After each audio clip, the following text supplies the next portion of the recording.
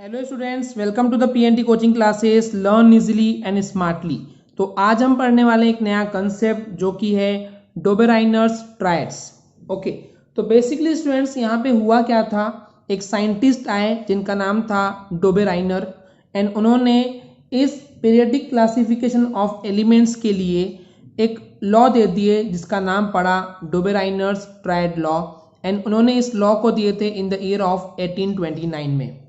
तो जब scientist Dobereiner ने ये ट्रायड्स का लॉ दिया था स्टूडेंट्स, तो उस समय उस सिचुएशन के बेस पे यानी इन द ईयर ऑफ 1829 तक के जो एलिमेंट्स डिस्कवर किए गए थे वो 33 से भी कम थे।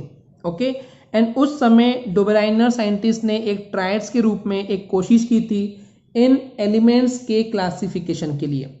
तो उन्होंने एग्जैक्टली बताया क्या था इस लॉ में कि अगर आप तीन एलिमेंट्स को उनके इंक्रीजिंग एटॉमिक मास के ऑर्डर पे अरेंज कर दें, जैसे कि आप देख रहे हैं तीन एलिमेंट लिए गए, एलिमेंट ए, एलिमेंट बी, एलिमेंट सी।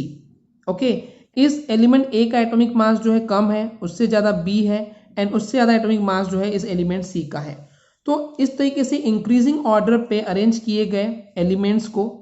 तो उन्होंने साइंटिस्ट डोबेराइनर ने बताए थे कि क्योंकि यहाँ पे इन एलिमेंट्स को 3-3 के पेयर में अरेंज किया जा रहा है इसलिए इसका नाम पड़ गया था ट्रायड्स।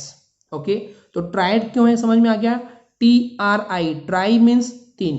तो क्योंकि तीन तीन एलिमेंट्स के ग्रुपिंग की जा रही है यहाँ पे, इस वजह से इसको नाम दिया गया डोबेराइनर्स triad.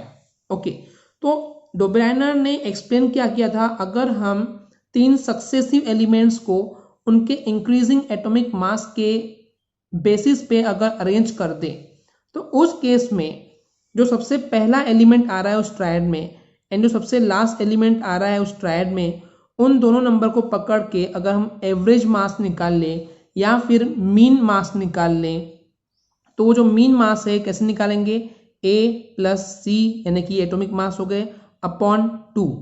A plus C elements plus नहीं कर सकते ना, तो इन एलिमेंट्स के मास को ले रहे हैं तो capital A plus capital C दोनों के मास को प्लस करेंगे डिवाइड बाय 2 करेंगे, तो जो आंसर आएगा वो एटॉमिक मास होगा इस बीच वाले एलिमेंट बी का। तो ये लॉ था डोबेराइनर्स का ट्रायड्स का लॉ। ओके, तो इसको डेफिनेशन के फॉर्म में कैसे लिखेंगे स्टूडेंट्स, चलिए देखते हैं। तो जब एलिमेंट्स को अरेंज करते हैं अगर हम उनके इंक्रीजिंग ऑर्डर के पॉइंट ऑफ व्यू से, यानी जो इंक्रीजिंग ऑर्डर है उनके एटॉमिक मास के लिए हम अरेंज कर रहे हैं 3-3 के ग्रुप्स में जिसको हम ट्रायड्स बोल रहे हैं, तो जो अरिथमेटिक मीन होगा, ओके, उन मास का अरिथमेटिक मीन ऑफ मास होगा फर्स्ट एंड थर्ड एलिमेंट का, तो जो हमको आंसर मिलेगा वो लगभग इक्वल होगा किसके, सेंट्रल एटम के मास के। तो यही तो लॉ हमने अभी आपको बताया, राइट। तो आई होप आपको ये लॉ क्लियर हो गया होगा। चलिए समझते हैं इसको एग्जाम्पल के पॉइंट ऑफ व्यू से। तो बेसिकली साइंटिस्ट डोबेराइनर ने जो ये ट्रायड का लॉ दिया था वो सिर्फ और सिर्फ 9 एलिमेंट्स के लिए ही दे पाए थे, क्योंकि ये जो लॉ था ये सिर्फ इन 9 एलिमेंट्स पे ही काम कर रहा था। जैसे कि उन्होंने क्या किए थे स्टूडेंट्स, 3 एलिमेंट लिए, lithium, sodium and potassium. Okay, इन तीनों को 3-3 के ग्रुप में अरेंज कर दिए, ट्रायड बन गए। ऐसे ही कैल्शियम, स्ट्रोंशियम, बेरियम, इसी तरीके से chlorine, bromine and the iodine, इनको इस तरीके से अरेंज कर दिए। अब किए क्या उन्होंने, इस लॉ पे प्रूफ इस तरीके से किए कि लिथियम का एटॉमिक मास होता है 7 एंड पोटेशियम का होता है एटॉमिक मास 39। इन दोनों का अरिथमेटिक मीन या अरिथमेटिक एवरेज निकालते हैं तो 7 + 39 डिवाइड बाय 2 सॉल्व किए तो 7 + 39 ये होता है 46 अपॉन 2, कैंसिल करने पे हमको मिल जाएगा 23। तो ये जो 23 है वो एटॉमिक मास होगा इस सोडियम का। तो इस तरीके से ये जो डोबेराइनर का ट्रायड्स का लॉ था काम करता है। ओके, तो इस तरीके से उन्होंने पूरा इस लॉ को एक्सप्लेन किए थे, बट ये सिर्फ और सिर्फ 9 एलिमेंट्स के लिए ही काम करता है।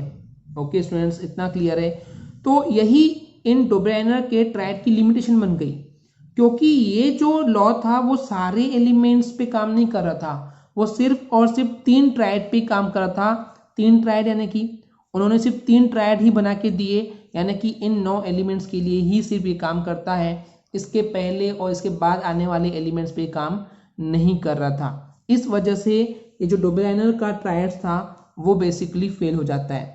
इसी पे बेस्ड एक क्वेश्चन जनरली एग्जाम में आता है, चलिए देखते हैं वो क्वेश्चन किस तरीके से आता है। तो क्वेश्चन आता है कि what were the limitation of Dobereiner's classification, यानी डोबेराइनर्स की क्लासिफिकेशन की लिमिटेशन, कमियां क्या थी, फेल क्यों हुआ, प्रॉब्लम क्या थी। तो आंसर है जो डोबेराइनर का क्लासिफिकेशन था उसकी लिमिटेशन ये थी कि सारे नोन एलिमेंट्स के लिए, जितने भी एलिमेंट्स उस समय तक पता थे, जैसे कि 33 से कम थे कुछ, तो उनको क्लासीफाई नहीं किया गया था ट्रायड्स के ग्रुप्स में basis on their atomic mass property, जो कि डोबेराइनर ने अपने ट्रायड्स के लॉ में कहे थे। यानी कि जितने भी एलिमेंट्स थे वो सारे के सारे सेटिस्फाई होने चाहिए थे, बट वो सेटिस्फाई नहीं हो पा रहे थे। एंड इस वजह से उन्होंने सिर्फ और सिर्फ 3 ट्रायड्स ही आइडेंटिफाई कर पाए थे उस समय तक जितने भी एलिमेंट्स नोन थे। तो यही इसकी लिमिटेशन थी। ओके स्टूडेंट्स, आई होप आपको ये डोबेराइनर्स का जो ट्रायड लॉ है एंड इसकी लिमिटेशन है वो क्लियर हो गई होगी। अगर आपको हमारी वीडियो से कुछ भी सीखने मिला या नॉलेज मिला तो प्लीज़ हमारे चैनल को सब्सक्राइब कीजिए एंड वीडियो को लाइक ज़रूर करें। आज के लिए इतना ही, थैंक यू।